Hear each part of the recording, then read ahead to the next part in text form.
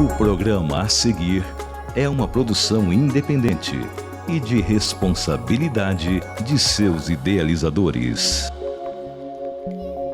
Bom dia, pessoas! Sejam todos muito bem-vindos! Começa agora o programa Estúdio Inter, diretamente da TV Rio Preto, canal 7 pela NET TV e também nas plataformas digitais. Eu falo aqui todas as semanas que você pode escolher como vai nos acompanhar. Pode ser pelo site, pelo YouTube, pelo aplicativo da TV Rio Preto e ainda tem os horários de reprise da nossa transmissão aqui. Você pode acompanhar o inédito às 9h30 da manhã, de segunda a sexta-feira, e os horários de reprise são às 14h30 e às 23h30. Então, tá vendo?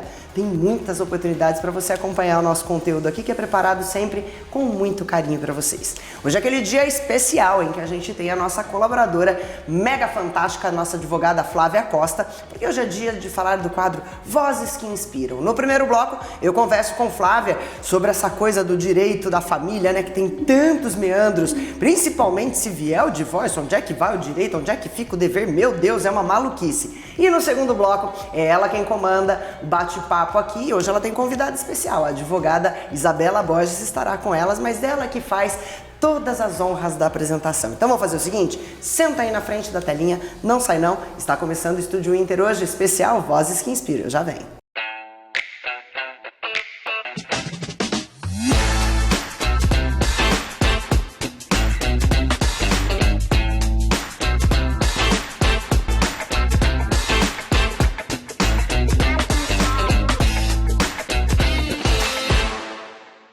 Eita, gente, quando fala do tar do casamento é bom, mas quando fala do tar do divórcio, ô meu pai, é tanta coisa, é tanto detalhezinho que tem que ser visto, que se as partes estiverem de comum acordo, fica muito mais fácil de serem resolvidas. Mas quando há divergência de um lado ou divergência do outro, aí a porca começa a torcer o rabo e a gente precisa acionar os doutores. Bom dia, minha amiga. Bom dia, estamos aqui para isso. Estamos aqui para isso. Para ajudar a resolver tudo isso. E o objetivo desse primeiro quadro que a gente tem aqui, esse primeiro bloco do programa, que é o especial da Flávia, é falar justamente sobre alguns desses detalhes que muitas vezes estão aí batendo como dúvida na sua cabeça e por vergonha ou por falta de uma comunicação mais aberta com o seu advogado, você não consegue esclarecer. Então a missão de Flavinha aqui é traduzir as letras miúdas. De uma forma inteligível, sem juridiquês, né? De uma forma mais clara e objetiva, para que todo mundo entenda. É fato, Flávia. E é um ninho de mafagafo, porque tem tanto detalhe. Imagina o ninho, gente, o pai, a mãe, um monte de filhinho. Um ninho. O ninho se desfaz, precisa endireitar quem vai ficar com aquele fiapinho do ninho, quem vai ficar com a parte mais quentinha do ninho. E para ficarem dois ninhos bem reconstruídos, equilibrados, bem montados, né? Eu acho que é o desafio maior. A gente, na semana passada, na edição passada do quadro da Flávia, começamos com algumas perguntas que foram feitas pelos telespectadores, pelo grupo de seguidores da Flávia no Instagram, e a gente vai dar sequência nessas dúvidas, e tem uma aqui que é cabulosa, minha amiga. Já vou começar com ela, porque provavelmente isso deve estar na cabecinha de muitas pessoas, porque a gente escuta o termo, mas muitas vezes não sabe o que significa. Vamos lá, deixa eu achar. O que é alienação parental? Inclusive estava em alta aí esses dias, rolou alguma coisa aí que saiu esse termo na internet, eu não acompanhei de perto não para ver o que era. Eu vou fugir da característica jurídica, da significação jurídica, Thaís, porque não atende, né? A gente, enquanto operador de direito, advogado, a gente tem que trazer essas questões de forma mais clara. Então, quando a gente traz exemplos, acho que esclarece, fica mais fácil. Então, eu vou tentar exemplificar. O ideal é quando há uma ruptura, né, seja daquele divórcio, daquela união estável, é que a criança seja poupada, né? Ainda que dos rompantes do casal. Exatamente, ainda que haja discussões e conflitos entre esse ex-casal, né, há uma relação parental que tem que ser continuada, porque esse ex-casal, esses pais têm que decidir de uma forma harmônica as questões relacionadas aos filhos. E muitas vezes eles trazem os seus problemas, envolvem esse filho. Então, por exemplo, na hora da divisão da convivência, né? Quando o filho vai por exemplo, com o pai e volta para casa da mãe, a mãe muitas vezes tenta, né, descobrir o que rolou na casa alheia. Se tá vendo um outro relacionamento, imaginando que aquela criança não tá entendendo, mas ela entende tudo. Ainda que a criança ela não entende esse linguajar, e essa forma de falar, Thaís, eu acho que passa muito da minha forma de atuação, de trazer de uma forma sistêmica, né? Ela não tá entendendo aquele linguajar, mas ela tá entendendo aquele clima. Você tá tirando, você tá... Ah, mas teu pai fez isso, ele tá com aquela pessoa... Nossa, mas comigo, quando ele tava, ele não fazia. Entendeu? Envolvendo aquela criança, muitas vezes, para ela não querer estar com aquele pai. Mas é importante a figura paterna, tal qual a figura materna e dos familiares na vida dessa criança. Os avós do outro lado, os tios do outro lado, os amigos daquele parceiro do outro lado. Exatamente, e o próximo parceiro de cada qual, que muitas vezes vem com seus filhos, com seus familiares, agrega. Então, ao invés, no primeiro momento, parece que vai perder, mas você pode agregar muito mais. Pode somar, é fato, pode somar. Exatamente. Então, nessas situações, você coloca alguns, mas lá na casa do papai não tem o que tem na casa da mamãe, não é muito mais gostoso ficar aqui na casa da mamãe. Então, você vai trazendo essa situação para a criança de disputa, fazendo com que a criança, muitas vezes, ela vá sendo envolvida a optar, não quero ir mais. Tenho receio, né? Muitas vezes, no calor da emoção, o pai, na frente da criança, começa a falar mal dessa mãe. Não poupa essa mãe, porque ela é isso, porque... E usando termos palavras pesados. De baixo calão mesmo, entende? Que a criança ela não tem maturidade. Aliás, não deveria falar isso na frente de nenhum adulto, inclusive, muito respeito menos em primeiro uma criança, né? Colocando a criança contra a mãe, né? O contrário também pode acontecer, não deve acontecer e acontece. E vai afastando aquela criança de de outro. Então são atitudes de um dos pais que fazem com que aquela criança repele o convívio com o outro. Entendi. Entende? De forma que pode ser consciente ou até inconsciente. Então a gente tá falando que muita gente confunde a alienação parental com a ausência do parceiro.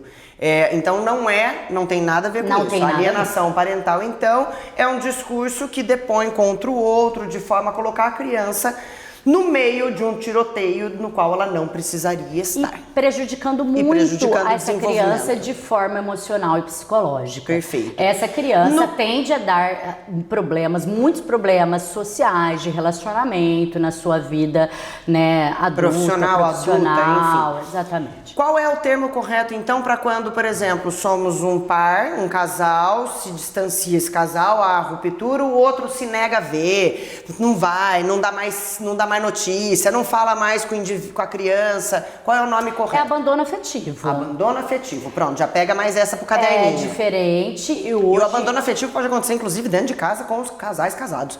Pois é. Pois é. Abandono material, abandono afetivo, né? Hoje a gente fala muito da questão de deixar muito a criança no celular, então esse abandono intelectual, inclusive, que você ao invés de fazer... moral, emocional... E há recursos para você inibir e, inclusive, indenizar a pessoa prejudicada. Olha isso, tá vendo? Mais uma pro seu caderninho. Essa pergunta nem estava aqui, mas eu acho que muita gente confundiu o termo alienação parental com essa questão do abandono. Exatamente. Então já esclarecemos, então temos 2 pontos aí para avaliar. Na sua explicação sobre alienação parental, você disse que muitas vezes, pós-ruptura, as famílias que se constituem podem somar. Vamos imaginar que essa nova soma venha com filhos de um lado, filhos do outro. E se tem um divórcio de novo? A gente não tá jogando praga não, tá, gente? Mas é que tá aí, pode acontecer. Pode acontecer. E existe uma forma que deve... É aquela questão da advocacia preventiva que eu sempre falo aqui, de planejamento. Perfeito. Quando a família é reconstituída, o ideal é sentar e fazer um planejamento.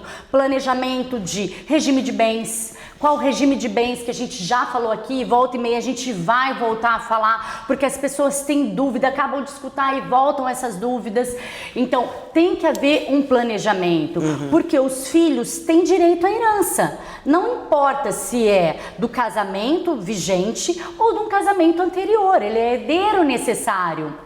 Entende? Se você não planejar, aquilo que lhe cabe pode ser dividido, hora ou outra, com exatamente, com seu enteado, enteada. Então, na dúvida, meus amores, um planejamento antes que essa união se efetive, se consolide efetivamente, nada melhor do que uma boa conversa com seu novo par. Ainda que não seja antes, Thaís, eu vou me casar. Fica mais claro, né? Porque tem essa data. Não, mas tem a coisa do casamento, mas tem a coisa de morar junto do só. união estável. De botar as escovinhas de dente. E que de repente você se vê naquela união. Vamos parar e vamos planejar como que ela vai ser daqui em diante. É sobre isso, tá, gente? Tem mais uma pergunta aqui. Essas perguntas cabulosas. Lá vamos nós. Cadê aqui? É verdade que os avós podem ser obrigados a pagar pensão? É verdade, é verdade. Quando a pessoa que presta o alimento deve prestar o alimento, vamos colocar, né, o modelo geral, né, do pai que presta alimento para o filho, ele está sem recursos. Que é o provedor, né? Seria o provedor. De prestar, ainda que ele consiga parcialmente, mas não totalmente, você pode chamar os avós a prestarem, né, pagar essa pensão. Só que aí tem uma pegadinha, você não pode escolher qual desses avós é quem vai prestar os alimentos. Porque pode imaginar que essa mãe, representando esse filho, tenha que acionar. Tá. E aí, provavelmente, ela vai escolher acionar a sogra e o sogro. Exatamente. Põe na cabeça da sogra. Mas não é assim, é chamado todos os avós a compor, né, esses alimentos. Então, ou seja, o seu tiro pode sair pela culatra. Se você tá só querendo se vingar da ex-sogra... Mas isso é importante porque muitas vezes, nesse caso, por exemplo, os avós maternos já auxiliam, né? E aí a gente pode pensar que a gente estaria só formalizando esse auxílio. Essa ajuda. Então não é algo que vá, por exemplo, desestimular esse ato, mas a gente pode fazer de uma forma a deixar tudo organizado. Perfeito. É uma forma de planejar também. É uma forma de planejar. Olha, eu falo esses papos com a Flávia aqui bem rende, que a gente não vê nem o bloco passar, o tempo tá indo. E eu vou ter uma pergunta pra gente fazer aqui agora, Flavinha, que é assim, ó. Posso mudar o sobrenome depois do divórcio? Qual é o caminho para isso? É o seguinte, a opção é daquele que alterou o nome.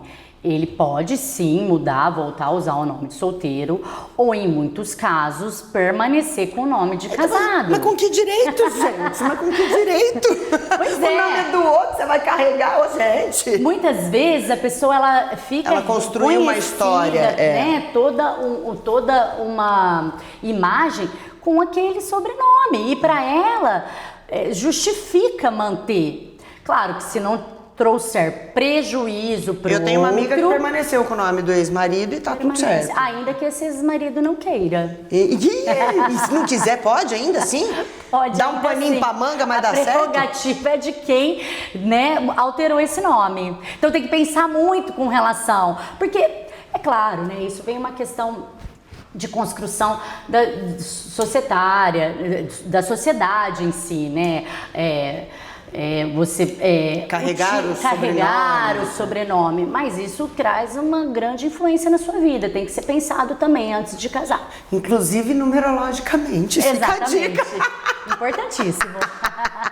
Minha amiga, adoro esse nosso bate-papo. Eu falo que a gente não vê nem o tempo passar, porque ele é tão esclarecedor e é tão fundamental que a gente fale disso sem medo, sem tabus, para que a gente possa ter uma sociedade cada vez mais instruída. Nós não estamos falando que a gente não precisa de advogados para poder fazer todos os trâmites, mas a gente precisa ter conhecimento para falar com o advogado de forma que você fique tranquilo. E cada vez que eu converso com a Flavinha, eu fico mais tranquila ainda. Ufa, coisa boa. E a gente espera que isso chegue aí do outro lado para você. Meu amor, Você toca daqui pra frente. Eu vou deixar Flavite aqui, porque ela vai receber a convidada dela especial, que é a advogada Isabela Borges. Então eu vou ligeirinho pro intervalo e na volta, a Flávia Costa comanda o quadro Vozes que Inspiram e apresenta a sua convidada tão especial de hoje. Eu já venho.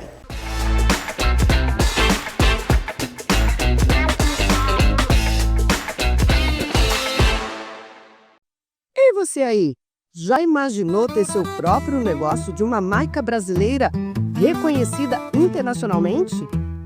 Com a Pops, você investe um modelo de franquia testado e aprovado. Estamos falando de baixo investimento e alta lucratividade. Você tem todo o suporte, treinamento e marketing especializado. E aí, já escolheu a sua Pops?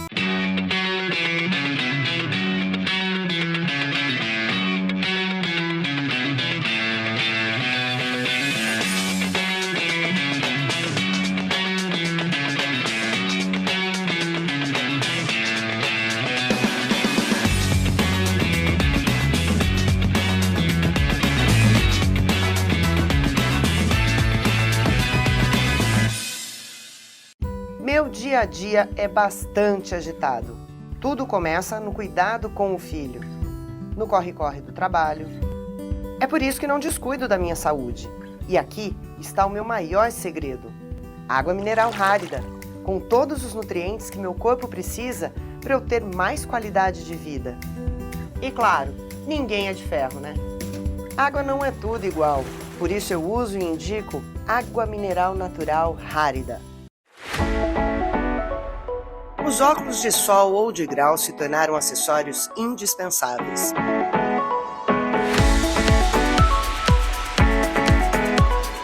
A correria do dia a dia exige além de beleza estética.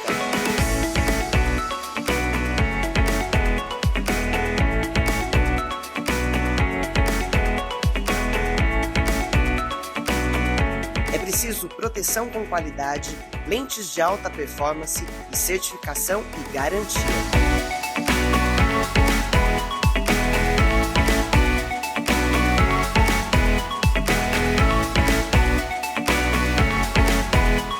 Casa dos Óculos Caibinhos, com você em todos os momentos do seu dia.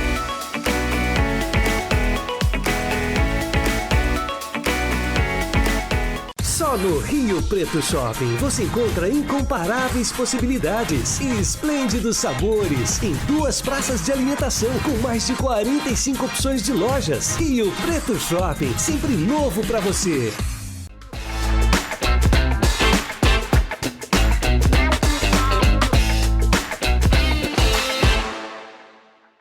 Bom dia, vozes que inspiram! Feliz estou eu nesse dia friozinho aqui de Rio Preto para trazer mais uma mulher que inspira. Ela eu posso dizer, me inspira, inspira tantas outras que ela convive e impacta. É ela, Isabela Borges, que é advogada que atua na defesa das mulheres, mães e crianças e PCDs, mães atípicas e crianças com deficiência, líder do Comitê Combate à Violência Doméstica contra Mulheres e Meninas do Grupo Mulheres do Brasil, aquele grupo do coração que fez com que essa apresentadora começasse esse programa, coordenadora da Comissão das Mulheres Advogadas da OAB Rio Preto, que eu também faço parte, com muita honra e orgulho, além do que ela é conselheira municipal dos direitos das mulheres. Entenderam a pauta? Direito das mulheres, também das crianças, porque uma coisa envolve a outra, né? Sim, com certeza. É um prazer tê-la aqui, Muito Isabela. obrigada, Flávia, pelo convite. Um prazer estar no seu programa, Vozes que Inspiram. Você também é uma mulher que me inspira muito. O nosso encontro foi muito especial. Uma inspirou a outra, a gente se conectou. Então é uma alegria estar aqui, uma alegria e uma honra. Pois é, e esse teu afã no combate ao direito das mulheres é muito importante pra gente, né, Isabela? Conta um pouco qual é a importância de ter alguma profissional que inspira outras a lutar por esses direitos. Sim, os direitos das mulheres, e eu atuo na área das famílias, no direito das mulheres e hoje também nessa defesa das crianças com deficiência, ele envolve essa pauta tão relevante para nós, porque quando a gente pensa em violência contra a mulher, a gente pensa em uma verdadeira epidemia de violência contra a mulher no Brasil. Então, um profissional que está ciente dos direitos das mulheres, ele é um profissional que ele está completo para essa desigualdade que a gente vive na nossa sociedade, para essa desigualdade de gênero e para a gente conseguir alcançar, por meio dos direitos, dos processos judiciais que nós atuamos, essa igualdade também ali. Então, é uma visão muito relevante. Muitas das minhas clientes chegam até mim tendo passado muitas vezes por outros profissionais que não se atentaram para essas violências que elas estavam falando, porque às vezes ainda não se tornou uma violência física, então é uma violência psicológica, uma violência patrimonial, e ela não foi, ela foi relativizada pelo profissional, não foi dada a devida relevância, a devida escuta. Então, quando elas chegam até mim, elas falam, nossa, era isso, eu precisava que alguém nomeasse para mim o que eu estou vivendo. Eu realmente estou vivendo uma violência, isso está sendo injusto para mim, isso está sendo desigual para mim. Então, o que a gente pode fazer agora para equilibrar esse direito, para alcançar esse direito? Ela então, se sente mais acolhida. Exatamente. Até porque nós, mulheres, no momento da vida ou outra, passamos também por algumas das violências. Sim, com certeza. E podemos, inclusive, ajudá-la a identificar, porque o que eu percebo também na atuação do meu trabalho dentro da clínica é que muitas vezes a mulher passa por uma violência e não reconhece como sendo uma violência. E aí, de uma forma prática, a gente tenta desmistificar o direito aqui para chegar, né, pro lado de lá. Na hora que você está atuando como advogada, por exemplo, num divórcio, como que é essa prática com a perspectiva de gênero, olhando para a mulher? Qual que é a violência estampada? De que forma que você demonstra essa violência, Isabela, e que você faz com que o julgador reconheça ela e traz um julgamento mais equânime? Sim. Quando você fala sobre essa perspectiva de gênero dentro do processo, né? O Conselho Nacional de Justiça, ele aprovou em 2022 e depois se tornou obrigatório em 2023 o protocolo para julgamento com perspectiva de gênero, que é algo que tem guiado a nossa atuação, porque hoje é obrigado o juiz e todo o poder judiciário, inclusive os advogados, a aplicarem esse protocolo. E o que é esse protocolo? É você enxergar que existe uma desigualdade histórica entre homens e mulheres para você tornar essas pessoas iguais ali dentro do processo. Então, como que a gente demonstra para ela? Primeiramente, eu acho que tudo começa desde o atendimento, desde o momento do acolhimento dessa mulher. Porque essa mulher, ela vai chegar fragilizada, vulnerabilizada. Muitas vezes, eu acho que, assim, a grande maioria dos meus processos não tem uma violência patrimonial, tem uma violência psicológica que ela viveu. Então, o fim de um relacionamento já é algo que nos fragiliza, mas quando envolve tudo isso, fragiliza ainda mais. Então, você nomear para ela essa violência, explicar para ela o ciclo que ela viveu, fortalecer ela nesse sentido, guiar ela também para um atendimento multidisciplinar no sentido de encaminhá-la para um psicólogo, para que ela se fortaleça também para passar por esse processo. Tudo isso é uma perspectiva de gênero, mas como que também a gente mostra isso dentro de um processo e para o Poder Judiciário? Nós aplicamos as teses específicas que demonstram os direitos dessas mulheres. Por exemplo, a gente identifica com mais facilidade, quando a gente tem o olhar do direito das famílias e do direito das mulheres, a violência patrimonial que está acontecendo. Então, nós nomeamos para o juiz, para o julgador, isso é uma violência patrimonial, ele está fraudando a partilha, ele está escondendo os bens dela. Ou então, a gente informa a necessidade dela a uma pensão alimentícia, ou informa o quanto o trabalho de cuidado dela com os filhos, apesar dela não trabalhar tanto quanto o pai, fora, né, de casa, para oferir uma renda maior, é relevante e precisa ser contabilizado na pensão alimentícia. Então, a gente aplica isso. Essa tese do trabalho de cuidado é uma tese que em todo o processo de pensão alimentícia hoje eu coloco, que é uma tese de perspectiva de gênero dentro do processo. E hoje está sendo muito mais reconhecido, muito né? mais, exatamente. 2 semanas atrás, várias decisões no sentido de reconhecer o trabalho invisibilizado não remunerado doméstico, que geralmente é o de cuidado da mulher. Isso, né? Exatamente. Porque quando a gente fala de trabalho de cuidado, as mulheres hoje, elas estão trabalhando mais de 20 horas semanais para além das suas jornadas remuneradas dentro de casa, no cuidado da casa e dos filhos. Enquanto os homens, eles não estão trabalhando mesmo, as mulheres estão trabalhando o dobro dentro de casa.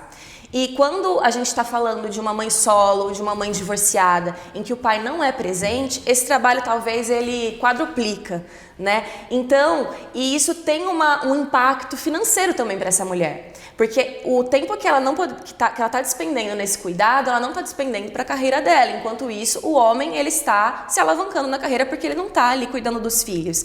E aí a gente indicando isso dentro do processo e mensurando isso também patrimonialmente, a gente consegue aumentar o valor da pensão alimentícia para pagar esse trabalho de cuidado dela. E isso é a gente trazer essa igualdade para dentro do processo. Para dentro do processo. Também evitando alguns estereótipos, né? Exato. Da mãe super protetora, porque por ser mãe, ela é vista como super protetora. Sim, sim. Né? E tantos outros que a gente carrega e que muitas vezes traz prejuízo processual para nós mulheres, para as nossas clientes. Esse é um assunto que eu adoro também né? falar sobre isso. Adoro. Mas é interessante isso que você trouxe dos estereótipos, porque é uma atuação também em direito das mulheres, dentro do direito das famílias, é também você combater esses estereótipos dentro do processo, essa violência processual. É importante a gente nomear isso, é uma violência processual. E infelizmente, a gente está em 2025, isso ainda é muito comum, porque é muito comum se utilizar muitas vezes da narrativa da mulher vingativa, da mulher que é louca, da mulher que só está querendo roubar todo o patrimônio desse homem, como uma tese... Querendo afastar os filhos, também uma mãe alienadora, exatamente. Quando é como uma tese defensiva. Então é muito comum, assim, eu me deparo com isso todos os dias. E a gente ser combativa dentro do processo nesse sentido de que, olha, isso não é mais autorizado pelo Poder Judiciário, a gente está aqui para discutir direitos. E isso é prejudicial porque cria, o advogado que ele atua dessa forma, desqualificando a mulher dentro do processo, ele acaba aumentando o litígio dessa família. Porque a mulher, quando ela tem acesso, se ela lê tudo isso, ela é violentada novamente. Exatamente. Por exemplo, eu já me deparei com situações dentro da minha atuação que a mulher ela se divorciou em razão de uma violência religiosa e política, inclusive, por conta de pensamentos dela que eram contrários ao dele e ele não aceitava. E aí, no momento do divórcio, quando ela estava pedindo o direito dela a ter a partilha, porque eles estavam casados na comunhão parcial de bens, o advogado, sabendo da crença religiosa dela, começou a escrever passagens bíblicas que ela estava sendo vingativa, mesquinha, que ela não deveria pedir nada disso, como uma forma de tentar persuadi-la ali. E isso foi, assim, horrível. É claro que a gente pede até uma multa por litigância de má-fé quando a pessoa se utiliza disso, mas ele estava ali reproduzindo uma violência que ela viveu ali dentro. Porque, então, ela não trabalhou dentro desse casamento, só o marido dela trabalhava e ele tinha uma ótima condição financeira, e quando ela se divorciou, ela se viu sem nada. Então, ela estava ali pedindo, além da partilha dela do que eles construíram, também uma pensão alimentícia. Aí ela teve que ouvir que ela estava indo contra princípios bíblicos, enfim, realmente lastimável, lastimável. Mas olha que importante trazer à tona, né? Muitas vezes fica muito clara a questão da violência sexual, Sim. da violência física, mas dentro, inclusive, da lei Maria da Penha, tem outras tantos tipos de violência, só que a gente já colocou a violência patrimonial, moral, psicológica, processual, religiosa. Exatamente. É importante trazer esse assunto, essa pauta aqui, para justamente trazer formas outras de violência que a gente passa e não percebe. São violências sutis. Olha, dá até um rebuliço dentro da gente ouvir tudo isso, ouvir a Isabela. Como eu disse de início, ela inspira e ela impacta. Então, procurar também esses grupos, né, que ela coordena, que ela está à frente, é se envolver com essas demandas, é ajudar você e outras mulheres.